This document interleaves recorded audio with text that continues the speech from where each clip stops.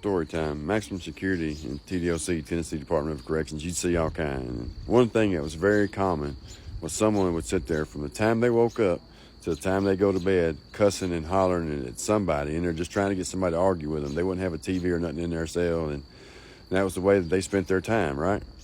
Well, anyway, there was one who constantly was on these two dudes, man. These two dudes were real good friends. They was on max together, and every day he was trying to do something. Like when they take you out of your cell, you're handcuffed and shackled, whether you had to go down to the shower or if you was going to the rec yard. And every time they walked by a dude's cell with the police or whatever, he tried to throw piss on them, try to spit on them. And then when you go out to the cages, it's like a cage, like, has holes in it or whatever. And he tried to spit on them. Same thing out there. And they kept telling him, one of these days, boy, you're going to regret that. And he just get a little bit louder and louder and louder. He just mouthed, just thinking he was safe. And so they was taking everybody out to rec cages one day, and one of the dudes was already out, and the dude who was doing all the yelling and all that was already out there. And the other dude's buddy is the last one going out.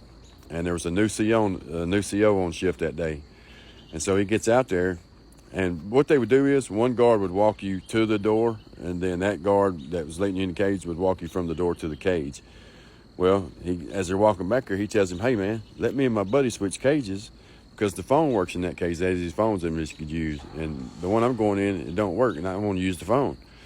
And so before the CO thought anything about it, he reaches down there and opens a cage of a guy who's not handcuffed and shackled. Well, the guy who's not handcuffed and shackled snatches the police up, puts him in the headlock or whatever, and gets his keys and radio, and then locks him in the cage. Takes the handcuffs off his buddy, and they go, and now they got the keys. And now here's this dude who's been doing all this cussing and spitting on people and doing all that. He's fixing to get got. And so he starts screaming and hollering, trying to get the police to come out there. It's not going to work. They're not going to hear you. And they go in the cage and start stabbing him. He's down on the ground, and they said every time that knife would go all the way through him, they was knocking sparks out of the concrete every time they'd hit him. And so one of them dudes that did that, years later, had a job at River Bend. And same thing, a dude comes down there and wants to get all in, well, not the same thing, but wants to get all in their business about the contraband they're making, that the move they was making. I made a video about this before.